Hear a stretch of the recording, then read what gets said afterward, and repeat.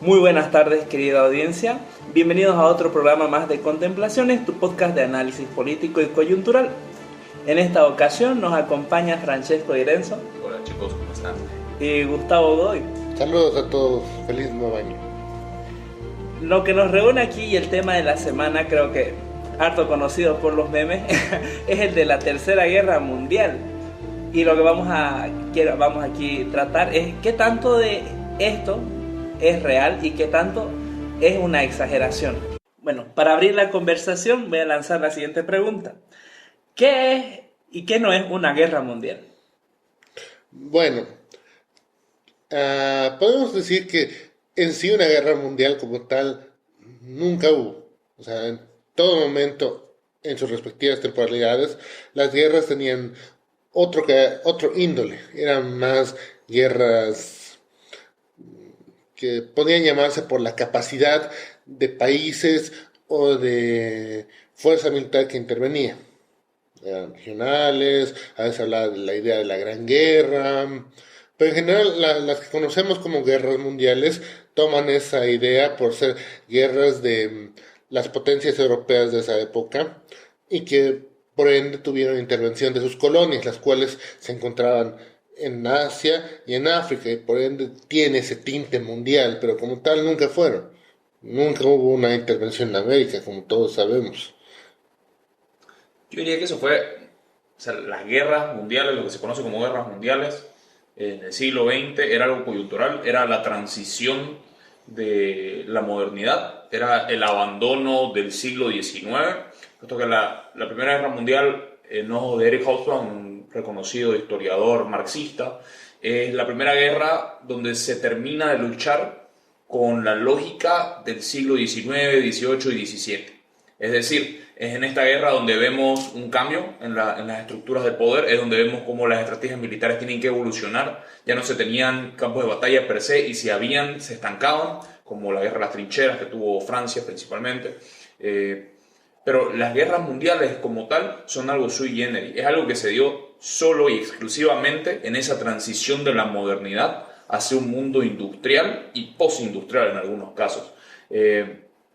Si vemos el ejemplo que nos da Gustavo, es bastante real. Podemos considerar que esas colonias que intervinieron en la guerra no necesariamente eran libres, no necesariamente eran independientes, dependían bastante de los países que estaban involucrados en el conflicto principal. Entonces, como una guerra que involucraba a todos los países y a todos los estados del mundo, no podemos llamarla. Porque incluso considerar que todos los estados se van a unir para tener un conflicto armado es un poco difícil, ¿no? Hasta financieramente, no tienen las capacidades logísticas y demás. No tienen los mismos intereses, no hay un interés que pueda unir a todos los estados hasta ahora. Están Además, empezando a surgir algunas cosas, pero aún así no llevarían a un conflicto armado. eso me lleva a decir que sí, o sea, podríamos hablar de guerras mundiales como algo contextual. O sea, que sí podemos considerarlas porque esa es la forma en la que se les llama, como un proceso histórico, pero no como algo que se pueda repetir una y otra vez, que se hable de tercera, cuarta, quinta guerra mundial. Es un absurdo. Es un absurdo. Y ahora, si llegáramos a tener una supuesta tercera guerra mundial, y con las estrategias militares, las capacidades militares de hoy en día, ya no sería como esas que se vieron en el siglo XX. No sería países contra países, aliados contra aliados. Sería bombardeo, sería guerras subsidiarias o guerras proxy como se conocen, pero más allá de eso no llegaría. Y eso es una herencia de la... Lo que Disuasión se llama, nuclear. claro, sí, no, y es una herencia de la Guerra Fría, básicamente, donde se dieron cuenta que era más fácil mantenerse en tensiones constantes, pero sin conflictos directos, sin conflictos armados, que estar destruyendo sus países y arruinando sus economías constantemente. Claro, dándose como siempre la posibilidad de que hubiera una nueva detonación de algún arma nuclear. No, eso más. El final de la Segunda Guerra Mundial nos dio una vista de qué sería un holocausto nuclear, y se dieron cuenta que no es nada bonito. Sí, se armaron más con ese tipo de armas, pero es solo para disuadir, no es porque las vayan a utilizar en realidad. Habría que ser un loco estúpido para hacerlo. Totalmente de acuerdo. Bueno, habiendo hecho esas pertinentes aclaraciones, ahora ¿por qué no es esto una... ¿Por qué ya sabemos que no se va a dar una tercera guerra mundial? Entonces, de este conflicto, ¿qué es lo real y qué vendría a ser la exageración? Bueno, yo creo que aquí tendríamos que ver el juego de intereses, ¿no? Estados Unidos trata de sentar una presencia geopolítica en el Medio Oriente y su antagonista principal es la cuasi potencia que existe en el Medio Oriente. Sí, digamos que Irán tiene la misma influencia que Estados Unidos en sus vecinos. Hace exactamente lo mismo que Estados Unidos, pero como está más cercano, tiene una facilidad mayor para hacerlo. No necesita tantos recursos, por ejemplo, no tiene que armar ningún tipo de milicia más que las que ya conocemos, como Hezbollah. Si puede haber un conflicto, pueden haber tensiones muy similares a las que ya se han dado en el pasado. Pero más allá de que se lancen un cohete, haya una explosión o tomen alguna embajada, no va a subir más allá de eso el conflicto. Al menos a mi parecer, está muy difícil que se haga una guerra armada con todos los países del Medio Oriente. Muy difícil que eso suceda. Esto es una constante histórica de subir y bajar la tensión bélica, porque como podemos constatar a lo largo de la historia, valga la redundancia, desde tiempos inmemoriales han surgido imperios en la región, los persas, los sasánidas y ahora Irán. O sea, tienen esa tendencia a intentar expandirse hacia Oriente Próximo, hacia el Levante, porque sus otras opciones son el norte, en donde tendrán que chocar con Rusia, y hay básicamente desiertos, los cuales no le dan ningún beneficio económico, y la otra opción sería ir más hacia Oriente, hacia India, y tendrían que chocar con Pakistán y Afganistán, y esos son países con mucha mayor capacidad humana y que constan con un mejor armamento y mejor experiencia en conflicto bélico. Pero ahí tiene una capacidad bélica mucho mayor, ¿no? Porque ellos no solo tienen que enfrentarse entre sí, no es solo Pakistán contra India, que es el clásico conflicto que todos pensaríamos, sino que está China. Exacto. Y China realmente da miedo para sus vecinos porque es un gigante en todos los sentidos. A niveles regionales es incluso más potente y más poderoso que Estados Unidos. Además, porque hay tensiones sin resolver, están Cachemira, está Bengala, está el Tíbet, o sea, son muchos puntos que todavía siguen siendo conflictos estáticos. Por ende, todos esos países tienen mayor experiencia que Irán. Entonces, la opción lógica para ellos es salir hacia el Levante, es salir hacia Irak, intentar lo que ha sido hasta ahora su constante estira y afloje de influencia con los Emiratos, con Arabia Saudita, y aquí hay también esa rivalidad, por así decirlo, entre los chiitas y los suníes, que son las dos ramas principales del Islam. Bueno, y ahí tendríamos que considerar que el conflicto, más allá de un interés de poder, también es un interés religioso, ¿no? Pues las sectas del Islam siempre han tenido estos conflictos, siempre han sido sectas guerreras, que han tenido formas muy peculiares de luchar sus guerras internas. Sus justificantes son siempre de quién tiene la razón según las escrituras. Al final es solo una interpretación distinta, no es que estén equivocados ninguno de los dos. Entonces eso transforma la realidad del Medio Oriente a que haya ese tipo de conflictos constantes y veamos cada tantos años una guerra en algún país o un problema similar con algún tipo de cuasi revolución, porque revoluciones al fin y al cabo no son, porque no cambian sus sistemas, los mantienen, cambian los gobernantes, eso sí, pero los mantienen. Yo diría que de aquí a 5 años vamos a tener el mismo problema con, no sé, los Emiratos Árabes, vamos a tener el mismo problema con quizá Siria otra vez, ya va a estar más limpia la zona.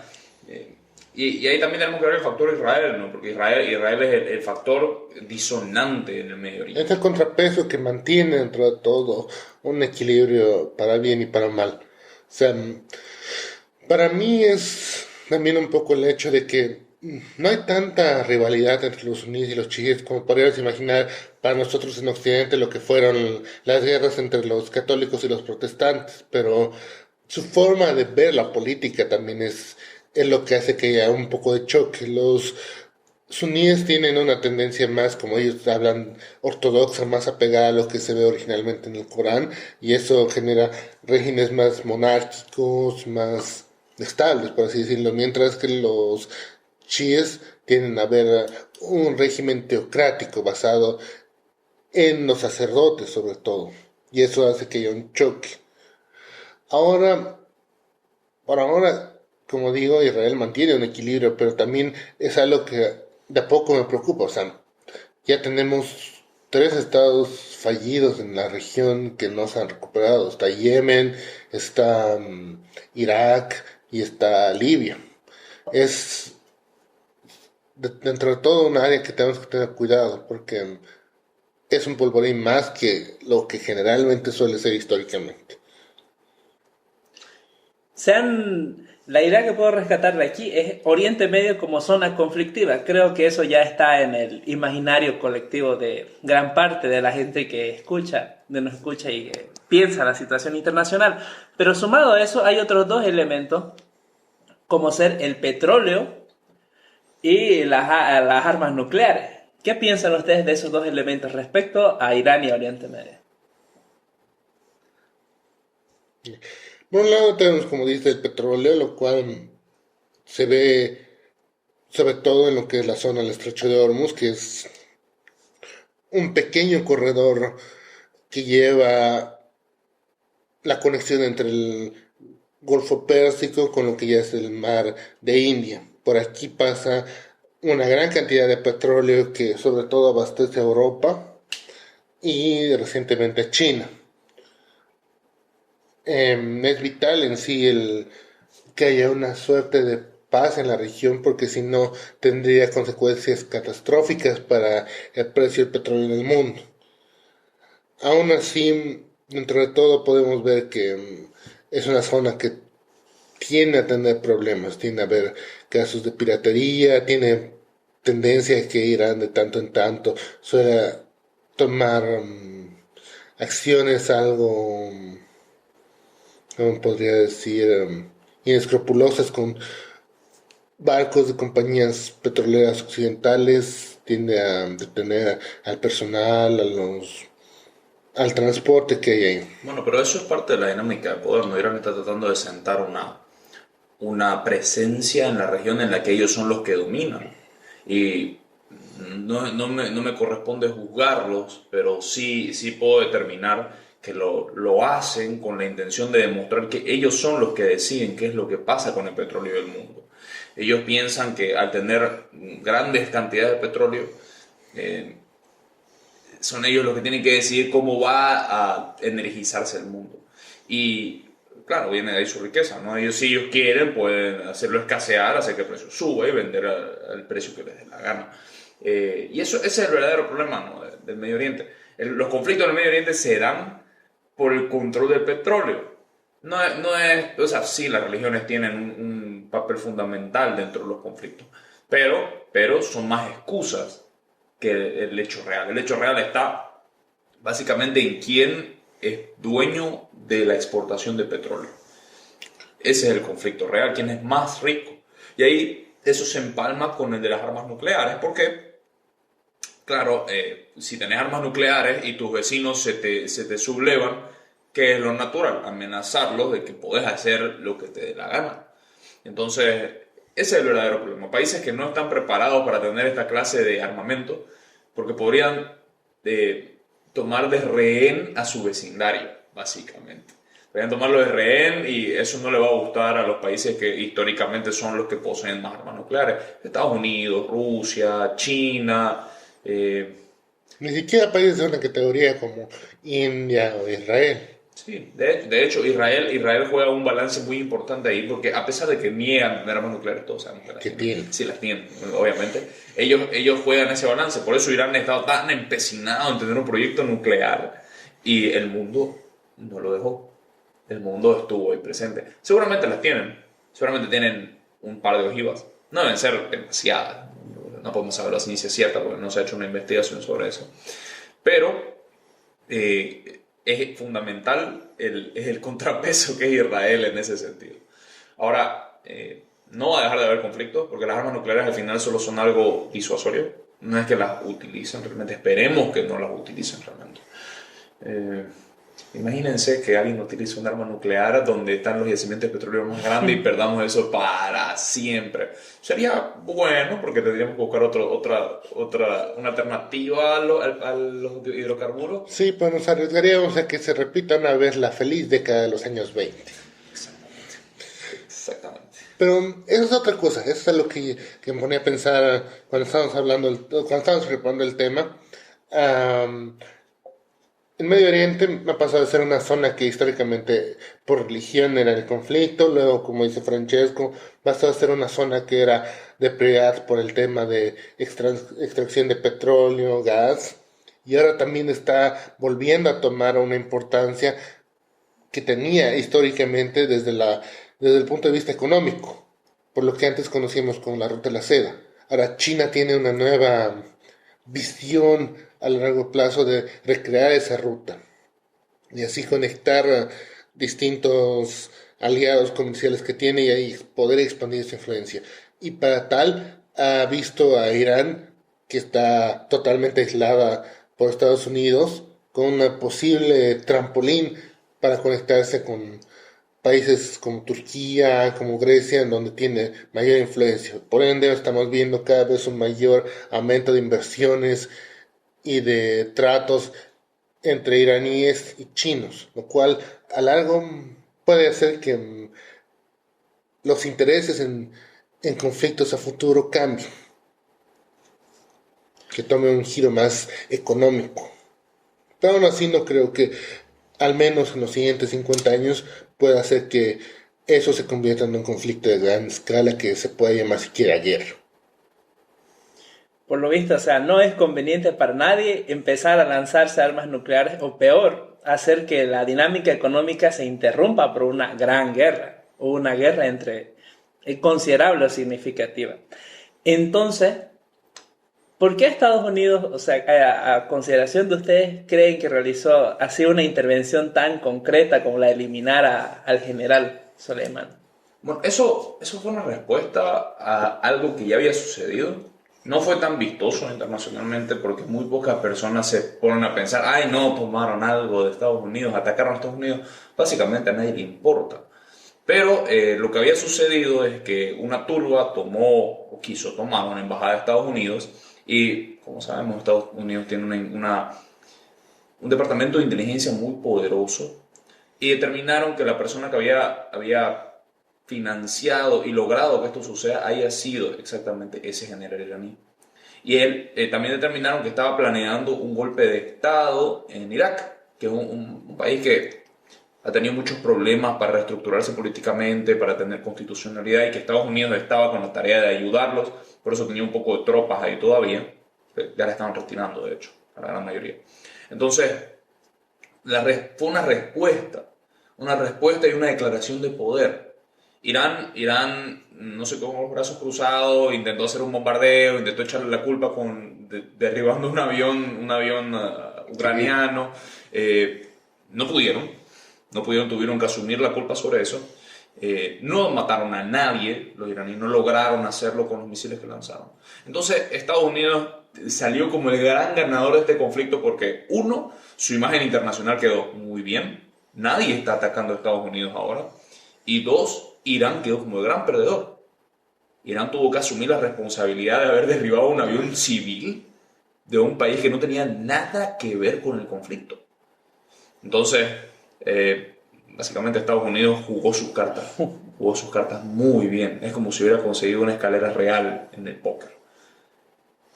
Pero que hay que ser sinceros, o sea, todos los países tienen servicios de inteligencia que ven qué amenazas posibles pueden tener de parte de los otros países. En este caso, el servicio de inteligencia de Estados Unidos y el presidente asumieron que el general Soleimani podía ser una amenaza potencial a Estados Unidos y tomaron cartas en el asunto. O sea, la opción era esperar a que actuara y esto fuera en contramedida de la política de Estados Unidos de retirar tropas, lo cual afectaba a la política de Donald Trump de ser más aislacionista. Entonces no iban a permitir eso de ninguna manera. Aquí, por otro lado, también vemos que Estados Unidos sale victorioso, Trump sigue manteniendo su política, sigue airoso en ese sentido. Y Irán, además de tener una vergüenza a nivel internacional, ha perdido una figura que era vital para el ayatollah. Era un apoyo no solo a nivel táctico, porque era un hombre bastante experimentado en distintas guerras, sino que ese es el brazo paramilitar que, por así decirlo, tiene Irán. Él era el líder de ese brazo paramilitar que, en caso de que hubiera una revuelta dentro de Irán, este movimiento, llevado por el general Soleimani, podía apoyar a los ayatolás para mantener el régimen de la República Islámica de Irán. Ahora, sin él, van a tener que buscar un nuevo aliado. Y quién sabe si van a poder encontrar a alguien de la misma calidad, lo cual puede significar que en el próximo tiempo veamos un resurgimiento de las protestas que hay en Irán en contra del régimen. De hecho, yo veo que esta es la oportunidad perfecta para esas protestas de resurgir y tomar el control del Estado, porque ahora no va a haber ningún general que se anime a ser como Soleimán. No lo va a haber. Es como que hayan perdido y esto va a sonarles chistoso incluso, es como que durante la revolución de las pititas en Bolivia hubiéramos perdido a Calimán de nuestro lado. Eso es lo que les pasó, así mismo. Es como que los militares se hayan dispersado por completo y ya no sepan qué hacer. Exactamente es eso. Entonces, Estados Unidos hizo algo que nadie se esperó que iba a poder lograr. Le quitaron de golpe el poder militar a Irán, porque la toma de decisiones militares de Irán estaban centradas en ese hombre. Sí. Entonces, al no tenerla, ¿qué es lo que van a hacer? Van a buscarse un general nuevo que no tenga las mismas características. Tal vez sea fácil de comprarlo, tal vez sea muy sencillo que se vuelva a servir a Estados Unidos. Está muy difícil que Irán se pueda recuperar de esto. Muy difícil. Reacciones internacionales. Por lo que han compartido, o sea, Estados Unidos ha sido el gran ganador acá. Pero no han sido las únicas, no siempre hay voces más disidentes. Como ciertos partidarios que dicen que no, este es un claro ataque al derecho internacional y todo el cuento del imperialismo norteamericano, que real o no, bueno o malo, no somos quien para decirlo, se expresan un apoyo al régimen teocrático, ya sea por razones contrarias al imperialismo norteamericano o porque en un afán revolucionario tienen esa visión. No sé qué opinan ustedes. De hecho, a mí me parece que es muy cómico las personas que han saltado a apoyar a Irán, que usualmente son los guerreros de la justicia social, son esas personas que hacen parte de los colectivos LGBTQ, son esas personas que hacen parte del movimiento feminista, que saltan a defender a Irán solo porque están enemistados con Estados Unidos, siendo que Irán es mucho más enemigo de las cosas que ellos buscan que Estados Unidos. Estados Unidos más bien le da mayor libertad a esas personas para poder expresarse libremente. En Irán, olvídate de ser feminista. En Irán, olvídate de ser homosexual. Olvídate de ser transgénero. Ahí vas y te ejecutan. Te ejecutan. Por otro lado, más que eso es el hecho de que las personas que tienden a criticar diciendo que Estados Unidos ha violentado lo que es la diplomacia y el sistema internacional, simplemente Estados Unidos ha seguido lo que es una práctica común en la guerra, es eliminar al general enemigo. O sea, ¿qué opción había? Que siga haciendo de las suyas a este general que como fin último de su unidad era la conquista islámica de Jerusalén. O sea, de cualquier manera iba a haber muertos. O sea, esperar que eso hubiera quedado de una manera pacífica es algo irreal. Y están ignorando completamente el realpolitik, ¿no? O sea, la política real internacional, o sea, desde el realismo político, no hay forma en la que Estados Unidos no haya actuado de esa manera, porque de otra forma iba a comprometer sus propios intereses, iba a poner en peligro a su personal, iba a poner en peligro a básicamente su versión pequeña en el Medio Oriente, que es Israel. Entonces, Estados Unidos, en términos de la política real, hizo bien.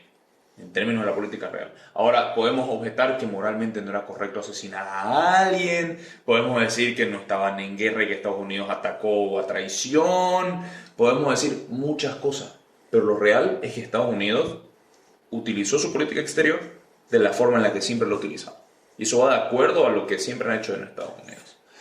Sentar una presencia internacional que les dé más poder. Aquí vemos, por ejemplo, a Donald Trump. Luego de eso, seguramente ha generado un capital político tal que es lo más probable que vuelva a ganar las elecciones en Estados Unidos. Es lo más probable que lo logre, sin que haya habido una guerra, siquiera. Es cierto, o sea, no sé, para mí, como digo, es totalmente absurdo el quererle dar alguna moralidad negativa a Estados Unidos. O sea, un paramilitar nunca va a ser alguien legal en ningún sistema, en ningún país. Y por otro lado, sí, concuerdo contigo. O sea, Donald Trump, junto con el juicio de impeachment que le están haciendo, tiene todas las cartas a su favor para extender su periodo presidencial nuevamente. Y eso hace pensar que al final lo que dijo al comienzo era cierto. O sea, él generó un cambio en lo que era Estados Unidos y su política. O sea, sí mantienen bases como política de Estado, pero sí le ha dado un giro que los anteriores como Obama no le pudieron dar. Ha tenido un enfoque distinto, que a pesar de que sí mantiene, ¿no?, su parte de su política de Estado, sí busca un cambio, no voy a atreverme a decir positivo en general, pero sí positivo para Estados Unidos a niveles internacionales. Y eso es algo que es encomiable, que es muy difícil que un gobernante de un país tan complicado políticamente como Estados Unidos lo logre. Y en tan poco tiempo. Además, en un solo periodo. Pucha.